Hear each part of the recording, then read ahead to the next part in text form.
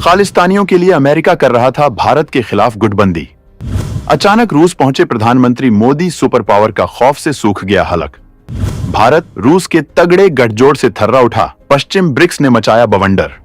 ऐसे वक्त में जब अमेरिका खालिस्तानी आतंकवादियों के लिए भारत के खिलाफ लगातार कीचड़ उछालने में लगा है, प्रधानमंत्री मोदी की रूस यात्रा से अब सुपर पावर सन्नाटे में है।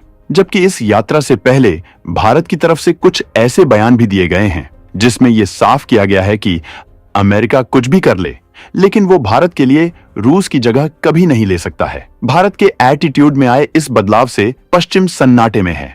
उसे लगा था कि भारत डिफेंसिव मोड में आ जाएगा और भारत की मौजूदा सरकार इस मामले में अपनी साख बचाने के लिए अमेरिका के आगे घुटनों पर आ जाएगी। लेकिन भारत ने किया कुछ ऐसा, अब अमेरिका को लेने के देने पड़ रहे हैं। भारत ब्रिक्स में रूस के साथ मिलकर पश्चिम की साजिशों के खिलाफ मजबूत इकोसिस्टम बनाने में जुट गया है और यहां तक कि अब यूक्रेन मामले में भी भारत स्पष्ट रूप से रूस की तरफ जाता दिख रहा है। तो आखिर ऐसा क्या है कि रूस भारत के लिए बेहद खास है? मोदी पुतिन के बीच की दोस्ती का क्या राज है? इस बारे में सब कुछ जानने के लिए वीडियो को अंत तक देखिए। बांग्लादेश हो या कारगिल, हर मौके पर भारत को मिला रूस का साथ। भारत की वजह से ही रूस पड़ोसी पाकिस्तान को नहीं देता कोई महत्व। इस वीडियो में हम आपको पहले ये बताएंगे कि रूस भारत के लिए इतना खास क्यों है, जबकि इसके बाद हम आपको ये भी बताएंगे कि अब भारत रूस के साथ अपने रिश्तों को किस तरह से मजबूत करने वाला है।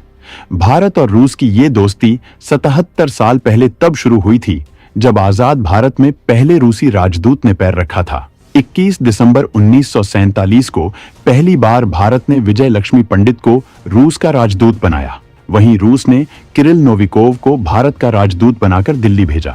यही वो दिन था जब भारत रूस के रिश्तों की अटूट नींव रखी गई थी। 1991 में जब दुनिया के मजदूरों की सबसे बड़ी रूसी क्रांति के 34 साल पूरे हो रहे थे, रूस में इस मौके पर भव्य आयोजन हुआ था। तब भारत के राष्ट्रपति राजेंद्र प्रसाद को इसका न्योता दिया गया था। खुद रूसी एम्बेसडर किरिल नोविकोव भारत के राष्ट्रपति राजेंद्र प्रसाद के पास बुलावा लेकर पहुंचे थे। पहले प्रधानमंत्री नेहरू बतौर पीएम पहली बार 1955 में सोवियत संघ के दौरे पर गए। इस दौरान मॉस्को में हवाई अड्डे पर उनका स्वागत उस वक्त के कम्युनिस्ट पार्टी के सचिव और रूस के सबसे बड़े नेता निकिता क्रुश्चेव ने किया था। नेहरू की यात्रा के 5 महीने बाद पहली बार सोवियत यूनियन मंत्रिपरिषद के अध्यक्ष निकोलाई बुल्गानिन और निकिता क्रुश्चेव खुद भारत आ गए। नई दिल्ली में बने हैदराबाद हाउस में दोनों नेताओं ने कई दिन बिताए थे। दोनों 3 हफ्ते की लंबी यात्रा पर भारत आए थे। ये दौरा इसलिए भी खास था क्योंकि शीत युद्ध के शुरू होने के बाद पहली बार रूसी नेता ऐसे देश गए थे जो साम्यवादी नहीं था, लेकिन रूस भारत के साथ किस मजबूती से जुड़ना चाहता था, इसका सबूत उस वाकये से मिलता है जब 1960 में प्रधानमंत्री के रूप में जवाहरलाल नेहरू दूसरी बार सोवियत संघ गए। इस दौरान सोवियत सरकार ने उन्हें गाय गिफ्ट की। जब सोवियत राजदूत इवान बेनेडिक्टोव और उनकी पत्नी ने गाय की रस्सी नेहरू को थमाई तो वो तुरंत उसे चारा खिलाने लगे। ये दोनों देशों के लिए एक बेहद यादगार वक्त था। रूस ने इस बात का गहराई से अध्ययन किया था कि भारत के कल्चर में क्या खास है जो दोनों की दोस्ती को शिखर पर पहुंचा सकता है। गाय हिंदू संस्कृति में पवित्र मानी जाती है। एक वक्त पर कांग्रेस का चुनाव चिन्ह भी गाय बछड़ा हुआ करता था। यहां तक कि लोग स्वर्गीय इंदिरा गांधी को गाय और संजय गांधी को बछड़ा कहकर पुकारते थे, जबकि आज हालत काफी बदल चुके हैं। खैर, अगर हम बात करें रूस के साथ भारत की दोस्ती की तो इसे और मजबूती तब मिली जब इंदिरा गांधी ने 1966 में रूस से भारत में स्टील प्लांट के लिए तकनीकी मदद मांगी। रूस ने तुरंत खास मदद भेजने का ऐलान कर दिया। तब प्रधानमंत्री इंदिरा गांधी ने बोकारो स्टील प्लांट की आधारशिला रखी थी। इसके बाद आया 1971 का वो ऐतिहासिक वक्त जब भारत ने पाकिस्तान को 2 टुकड़ों में तोड़ दिया था। स्वर्गीय इंदिरा गांधी ने रूस के साथ एक ऐसा करार किया था जो उनके पिता की गुटनिरपेक्ष नीति के विरुद्ध था। इस वक्त भारत रूस के बीच मित्रता संधि हुई थी। इसके बाद रूस ने भारत को खुलकर मदद देना शुरू किया था। 1971 में बांग्लादेश को लेकर भारत और पाकिस्तान के बीच जंग छिड़ गई थी। अमेरिका सहित पश्चिमी देश पाकिस्तान का समर्थन कर रहे थे। अमेरिका ने इस युद्ध में भारत के खिलाफ अपने जंगी जहाजों का 7वां बेड़ा भेज दिया। इसके जवाब में रूस ने परमाणु मिसाइल से लैस सबमरीन से समुद्री रास्ता रोककर अमेरिका, ब्रिटेन समेत दूसरे देशों को भारत पर हमला करने से रोक दिया। कारगिल के युद्ध में भी रूस ने भारत की दिल खोलकर मदद की थी।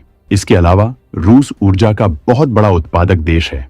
हथियारों की तकनीक में भी रूस बेहद मजबूत है। भारत के हथियारों में सबसे ज्यादा रूसी हथियार ही हैं। इस वजह से भी रूस की दोस्ती भारत के लिए खास है।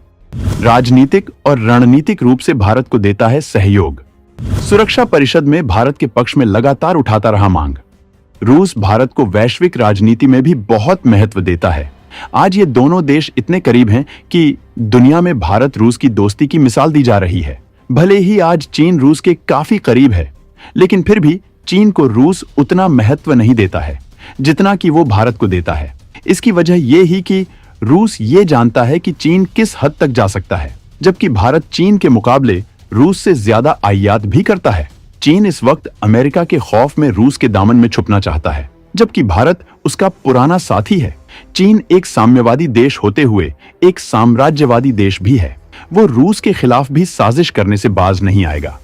जबकि चीनी मीडिया रूस के खिलाफ लगातार जहर इस वजह से उगलती रहती है क्योंकि रूस भारत को घातक हथियारों की सप्लाई करता है और भारत इन हथियारों का इस्तेमाल चीन के खिलाफ करता है। वहीं भारत के लिए रूस इस वजह से भी जरूरी है क्योंकि रूस जैसे मजबूत साथी की उसे तमाम मंचों पर जरूरत है। तमाम रक्षा तकनीकियों में वो भारत का सबसे भरोसेमंद पार्टनर है। दोनों के बीच तगड़ा व्यापार होता है, जबकि रूस इस वक्त यूरोप को छोड़कर अब अपना पूरा ध्यान एशिया में लगा रहा है, जिससे विश्व में एक अलग ही नजारा जल्द ही देखने को मिलेगा, जो पश्चिम के लिए बहुत बड़ी चुनौती साबित होगा। आज हालत यह है कि पश्चिम के खिलाफ दुनिया भर के तमाम देशों में गुस्सा भरा है, लेकिन वो मजबूरी में इन देशों के साथ रिश्ता बनाए हुए हैं। अब रूस एशियाई देशों को अमेरिका का विकल्प देने जा रहा है, जिससे एशिया में अमेरिका का हुक्का पानी बंद हो जाएगा। एससीओ और ब्रिक्स जैसे संगठनों से इसी वजह से अमेरिका और यूरोपीय देशों को बाहर रखा गया है। अमेरिका ने एससीओ में घुसने की कोशिश की थी, लेकिन तब रूस ने उसे दरवाजे से ही भगा दिया था। ब्रिक्स की हालत आज सुरक्षा परिषद की तरह होती जा रही है। इकोनॉमी के बाद इन देशों में रक्षा सहयोग की भी शुरुआत होगी। हालांकि हथियारों को लेकर ये देश आपस में सहयोग करते हैं, लेकिन अभी तक सैन्य सहयोग शुरू नहीं हुआ है, जो जल्द शुरू हो सकता है। अगर ऐसा होता है तो अमेरिका के लिए बहुत बड़ा खतरा पैदा हो जाएगा। आज के वक्त में जिस तरह से अमेरिका मनमाने तरीके से किसी भी देश के ऊपर साजिश करके दबाव बनाता है, कई देशों में मनमाने तरीके से तख्ता पलट करवा देता है। ऐसे में उस पर अंकुश होना बेहद जरूरी है। पन्नू और निज्जर के मामले में अमेरिका के रुख के बाद भारत भी इस मुहिम में जुटा हुआ है। तो दोस्तों, भारत रूस संबंध और अमेरिका की साजिश के खिलाफ भारत की इस रणनीति पर आपका क्या कहना है? कमेंट में जरूर बताएं।